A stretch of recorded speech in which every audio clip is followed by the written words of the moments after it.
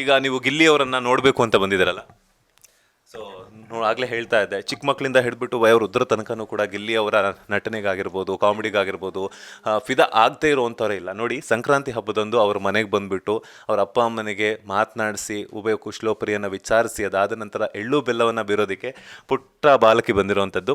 ಗಿಲ್ಲಿ ಅಂದರೆ ನಿಮ್ಗೆ ತುಂಬ ಇಷ್ಟನಾ? ಯಾಕೆ ಗಿಲ್ಲಿ ಅಂದರೆ ಅಷ್ಟೊಂದು ಇಷ್ಟ? ಸುಮ್ಮನೆ ಇದು ನನಗೆ ಕೊಡ್ತೀರಾ? ಇದು ಕೊಡಲ್ವಾ? ಹೇಳು. ಓಕೆ, ಬಿಗ್ ಬಾಸ್ ನೋಡ್ತಿದ್ದೀರಾ? ಓಕೆ, ಬಿಗ್ ಬಾಸ್ ಅಲ್ಲಿ ಯಾವ ಸಾಂಗ್ ಇಷ್ಟ ಗಿಲ್ಲಿ ಅವ್ರದ್ದು? ಈಗ ಸಿಕ್ಕಾಪಟ್ಟೆ ಚರ್ಚೆ ಆಗ್ತಾ ಇದೆ, ದೊಡ್ಡವ ಚಿಕ್ಕವ. ಹೇಳು ಹೇಳು ಹೇಳು. ದೊರೆ ತಾಸೆ ಕರೋ ಚಿಕ್ಕ ಚಿಕ್ಕ ಚಿಕ್ಕ ಚಿಕ್ಕ ನಮ್ಮ ಪರಾಜ ಕೊತ್ತಂಬರಿ ಬೀಜ ಸ್ಯಾರ್ಗನ ಸೊಪ್ಪು ಇವು ತಪ್ಪು. ನೆಕ್ಸ್ಟ್ ಗಿಲ್ಲಿ. ಇನ್ನೊಂದು ಯಾರು? ಗಿಲ್ಲಿ ಗಿಲ್ಲಿ ಹೇಳಿ. ಗಿಲ್ಲಿ ಗಿಲ್ಲಿ ಏನ್ ಮಾಡ್ದೆ ಇಲ್ಲಿ? ಏನು ಮಾಡ್ತಾ ಗಿಲ್ಲಿ? ಆಮೇಲೆ ಏನ್ ದಬಕ್ಕ ಅಂತ ಹೇಳ್ತೀಯ ನೀನು? ಬಕ್ಕಿ ಟಬಕ್ಕಿ. ಈಗ ಇನ್ನೆರಡೇ ದಿನಗಳು ಅಷ್ಟೇ ಬಾಕಿ ಇರುವಂಥದ್ದು ಗಿಲ್ಲಿ ಅವರು ಫಿನಾಲೆಯಲ್ಲಿ ಕಪ್ ಗೆಲ್ಲೋದಕ್ಕೆ. ಯಾವ ರೀತಿ ಬೆಸ್ಟ್ ವಿಶಸ್ ತಿಳಿಸ್ತೀರಾ? All the best Gilli. All the best.